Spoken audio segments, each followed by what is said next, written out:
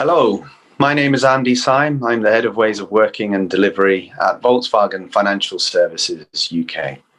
And today I'm going to focus on outcomes and high-performing teams and why they matter more than ever on the drive towards enterprise agility. Now, we're going to be playing a game in a second, and I'm going to ask you a couple of questions. So if you don't have a pen and a piece of paper, please grab those.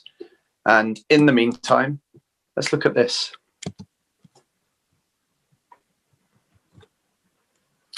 These are the words that Benjamin Franklin wrote in a letter back in 1789.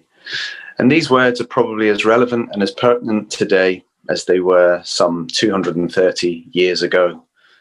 The implications of Brexit, the COVID-19 pandemic, and the recent US election, all contributing to a world in which we all live in today, which is volatile, which is ambiguous, and which is incredibly uncertain.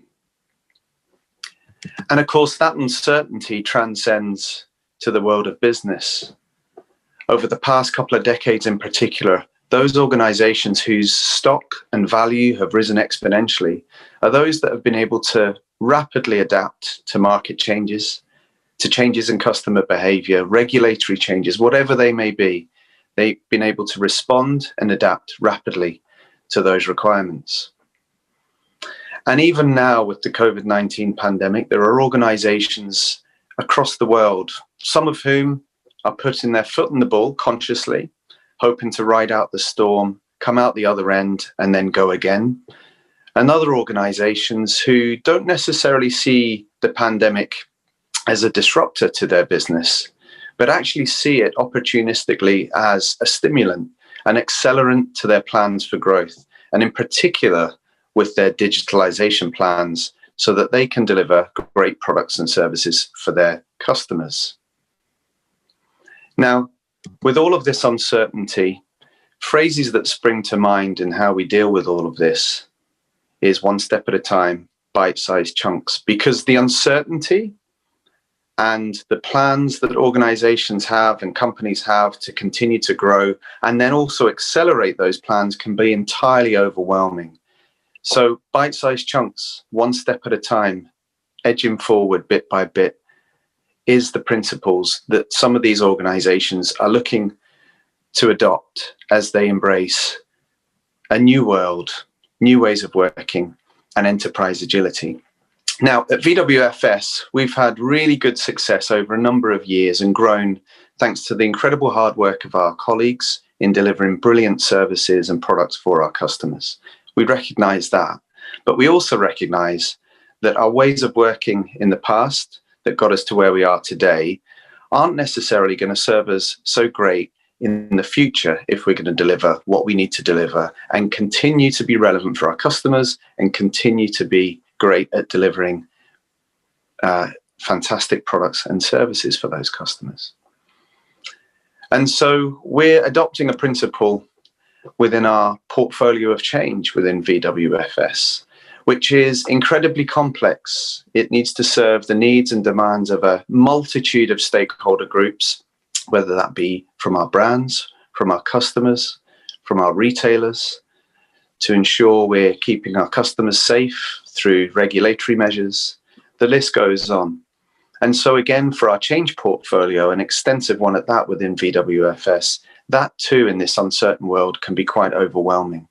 So we've recognized we need to evolve our ways of working so that we can continue to deliver great products and services. And so we've embarked on our own journey around enterprise agility.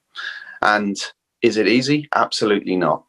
But we feel that there are a couple of key components for us that will get us to where we want to be to deliver our plans for the future. Firstly, we have started quarterly planning events. So every 12 weeks or so, we hold a 3 to 5 day event where our delivery teams and colleagues from across the enterprise get together to have collaborative, open, transparent conversations together, to talk about the change initiatives that our business needs to deliver, to talk about the risks and issues and any dependencies that take place. We didn't do that before, so all of those change initiative conversations would happen often in isolation. So this quarterly 3 to 5 day event helps colleagues and people from around our organization and from partners and suppliers too to have that cross-functional, cross-supplier, collaborative conversation. It's all about doing the right change at the right time. We can't do all of the change all of the time for a couple of good reasons. One, we don't have infinite people to support delivery of all of that change. Two, we don't have infinite money rather, that we have access to be able to fund all of those changes. And three, and probably most importantly, why would we look to do all of the change at the same time in such a fast-moving, fast-paced world in which we live in today? And so it's all about breaking it down into bite-sized chunks. And we focus in particular on change initiatives and breaking them down into 3-month pieces of work, if not less, so that we focus on the quarter ahead and make sure that those change initiatives are focused in on delivering the longer term plans for us. And we're focusing in on something called outcomes in particular. We're not interested anymore in the outputs that, let's say, long-term projects would have delivered in the past, but we're focused on outcomes. So we don't necessarily talk about projects anymore. We talk about outcomes that the change initiative in particular will deliver. And to help our colleagues around the business express and articulate as clearly as possible what the outcome is that they're looking to achieve, we have the hypothesis-driven developments and those statements with the wording you can see on the top right-hand side of the slide. So due to a certain condition, a market change, a customer need, a regulatory change, whatever it may be, we believe that this capability, a certain change initiative, will result in a certain outcome. And we've started to introduce key metrics that will help us better understand what that outcome success looks like for our customers and for our business. Leading and lagging indicators, for example, short and long-term measures to understand if we're heading in the right track to be successful in achieving that outcome. And even other metrics such as cost of delay, which helps us better understand the implications and consequences of not going ahead with a certain change initiative for that next quarter in question. Again, not easy to do, and writing really crisp, clear outcomes proves a challenge for us. We're not used to this way of working, but with the coaching and support of our colleagues, we know that these are the kind of steps to move in the right direction towards our ambitions, which is to be an enterprise agile organization and pivot depending on the market changes we need to deliver upon and what our customers want, what's best for them. Now, of course, all of this can't be done, as we know, without fantastic teams, and we've got those within VWFS. I recently learned that when Steve Jobs was being interviewed by his autobiographer, he was asked the question, what is the product he is most proud of when working at Apple? And without hesitation, Steve Jobs responded, not with focus on, let's say, the iPhone, the iPad, or any of those other products we've known and love over the years. He responded immediately with the answer, Teams. He was most proudest that the teams he'd created was the best thing whilst being at Apple. And there was a story I learned of most recently as well with the US men's basketball team. Now, in 2004, leading up to the Olympic Games in Greece, they had won 3 consecutive Olympic gold medals. So the weight of expectation and pressure on the men's basketball team was huge. Long story short, they went home a couple of weeks later with the bronze medal only hanging around their necks, having lost to supposedly lowly national basketball teams such as Lithuania, Italy, and Argentina. Incidentally, the women's US national basketball team had the same weight of expectation, the same pressures, having won 3 consecutive gold medals at the previous Olympic Games as well. On the plane home, 2 weeks later, they had the gold medal around their necks. So yes, individuals are important, but teams are critical. So no surprise there. So let's delve a bit deeper about why high-performing teams are really, really important on the drive towards enterprise agility in such uncertain times. We often look at sports examples to pull out great illustrations of great teams and great illustrations of where teams don't necessarily work and gel together. But what about music? So now with that piece of paper and a pen, the Beatles were 4 lads from Liverpool who changed the world culturally as we know. And of course, they also achieved fantastic multi-billion-pound commercial success in just 10 years of being together. Now, between 1963 and 1970, they released 8 albums that you can see on the screen here today. Your task in the next 40 seconds is to put them in chronological order. Earliest release date to latest release date of those 8 albums. You got 40 seconds from now. Good luck.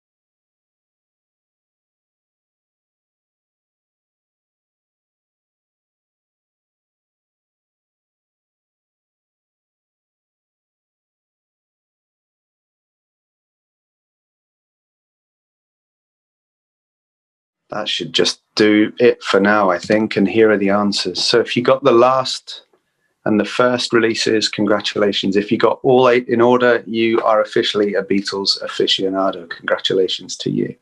But why am I talking about the Beatles? Well, in the context of high-performing teams, the Beatles were exactly that, for a couple of reasons. They are noted in Victor Prince's article, Leadership's History Lessons.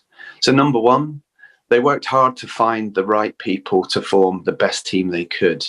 So the 4 gents that we know today that formed the Beatles weren't the 4 that were there in the first place. And they took a couple of years to really make sure they had the right people in place. And in terms of business, that's equally true. You've got to work hard to make sure you've got the right people with the right skills and the right attitudes, crucially, to develop a high-performing team. And as painful as it can be to go through that transition, it's critical. Number 2, they shared credit for all of the work they did. Lennon, McCartney accredited on most of their records in particular, not one or the other singled out. Number 3, they cross-skilled. They learned new instruments. They learned new techniques. When they needed a bass player, Paul, who wasn't at the time a bass player, picked up that particular instrument, learned it, and became that bass player for the band itself. Number 4, they looked for different inspirations, for different sources of inspiration in particular. So they would look to other bands that were releasing groundbreaking albums and material at the time, and also looked for less obvious sources for inspiration, such as classical music. And number 5, for further inspiration, they continued to push the boundaries through looking at different cultures, history, and other less obvious sources to really inspire them to create the music that they did. So they were really keen to try and broaden their horizons, continually learn together as a team. They embraced change. They weren't afraid of it. And they weren't afraid to make mistakes or put something out there such as Yellow Submarine or Sgt. Pepper's album that completely blew people's minds at the time, critically were absolutely panned. But they weren't afraid to test, learn, and try new things together as a team. Now, in the world of work, we can translate that kind of stuff. 18 months ago at VWFS, we had 2 product teams, which are effectively static teams with static resources, for the most part anyway, that focus in on a particular product or a particular service for our customers. Today, we've got just shy of 20 long-lived teams across our organization that focus in on particular components of the customer journey. That's maybe a product or a service, that focus on the applications that support those products and services and those journeys, and teams that focus in on the underlying platforms themselves.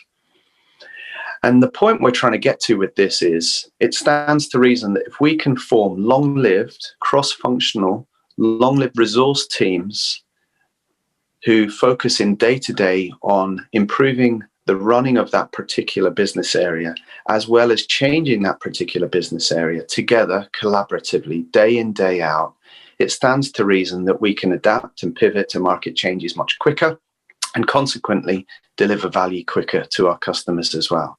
That's our goal. Now, that doesn't necessarily mean that we're saying that projects in particular are bad, but we do believe moving from projects So the lion's share of our change portfolio focused on product-based change, and long-lived teams is the way for us to go, to be able to respond and adapt quickly to market changes and service our customers as best as we can. And just to emphasize, we're not saying that projects are bad necessarily, but long gone are the days where we would deliver a multitude of projects that wouldn't deliver any real tangible outcomes for our customers or for our colleagues for, let's say, 2-3 years. So our desire for projects, whilst we're not asking for those projects to disappear, we can see those projects reducing in our change portfolio. And actually, what we're encouraging our project teams to do as well is to break all of the change down into bite-sized chunks and articulate what the outcomes will be in those 3-month quarterly events that I talked about earlier today. So the teams themselves are really, really important. And if we can focus in on long-lived teams and create more of those, we believe that we can get towards our desires and ambitions of delivering value to the customer as quickly as possible. And of course, another thing with the outcomes that we're focusing on and the hypothesis statements that I referred to earlier is about testing and learning as we go, is ultimately about making sure that we can respond quickly to any feedback we get from customers and then adapt our products and our services accordingly. Test and learn. And as Barry O'Reilly says, think big, start small, and learn fast. And these are some of the principles we're trying to adopt within Volkswagen Financial Services. And there's a great example of true thinking big but starting small that I learned again recently with Zappos.com, who is a shoe and clothing retailer who back in 1999, just as the internet was beginning, looked at ways in which they could create a minimum viable product, test and learn through feedback from their customers. And so one of their co-founders would take pictures of shoes in any shoe stores that they would go into, put those pictures online, and then find out whether customers had an appetite back in 1999 to actually shop online for shoes. And the response was incredible. Classic example of an MVP in play. 10 years later, in 2009, Zappos sold to Amazon for the princely sum of $1.2 billion and currently have 1,500 employees today. So it's all about hypothesis-driven developments for us. It's all about focusing on the outcomes, not the outputs. It's all about moving from projects to long-lived teams focused on product-based change. And that's what we're planning to do now. Before I leave you guys, there's a couple of other examples I wanted to share here with what we're doing to support our teams, delivering success and evolving our ways of working. So in the bottom right-hand side, you can see a deliberately fuzzy chart here or slide. This is one of our outcome and capacity grids represented for a particular delivery team in question.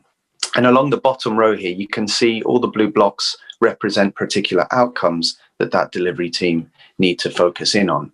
To the left of this blue dotted line are the outcomes that the team have committed to for that quarterly cycle in question. To the right of the blue line, just before the red dotted line, is the stretched outcomes, the stretched objectives that we're looking to deliver upon if the team get a fair wind behind them. To the right, critically, all of the outcomes the team are saying they cannot commit to in that quarter. Now, that might seem like common sense to everybody to be able to articulate that on a slide. But one thing we've fallen foul of in the past is introducing transparency and being really, really open and visible with what the teams will be working on and what the teams won't be working on. And we're finding that it's critical to make sure we're communicating to everybody the change initiatives that we won't be working on so that everyone has transparency about what the teams are focused on themselves. And there are 4 questions as well that you can see on this slide and some trending charts to the left-hand side here as well. Every one of our delivery teams each fortnight ask themselves these 4 questions in particular. And then over time, the teams can look at the data that's trending to see if there's any actionable insight that comes from the responses from those questions. Again, a really simple 30-second fortnightly pulse survey that every single delivery team does. that encourages the colleagues and the teams to be open, transparent, and much more collaborative in their ways of working, to identify openly any changes or issues that they need to resolve, and equally importantly, to celebrate where they're doing really, really well together as a team. So in this world of volatility, of ambiguity and uncertainty, here at VWFS, we recognise that our ways of working in the past won't necessarily serve us well in the future. And so we're evolving those ways of working. We're looking at breaking down change into their smallest incremental parts to deliver customer value as quickly as possible. We're looking and delivering every single quarter and making sure we can have collaborative conversation right across the enterprise every single quarter with those 3 to 5 day events.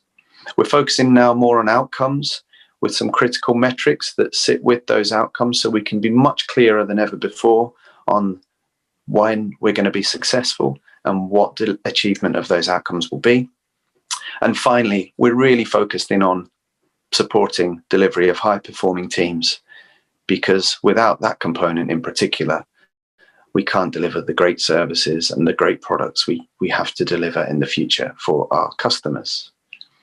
So that's it from me. Thank you for listening. And if you have any comments or questions, or you'd like to share your experiences on this journey, please do get in touch.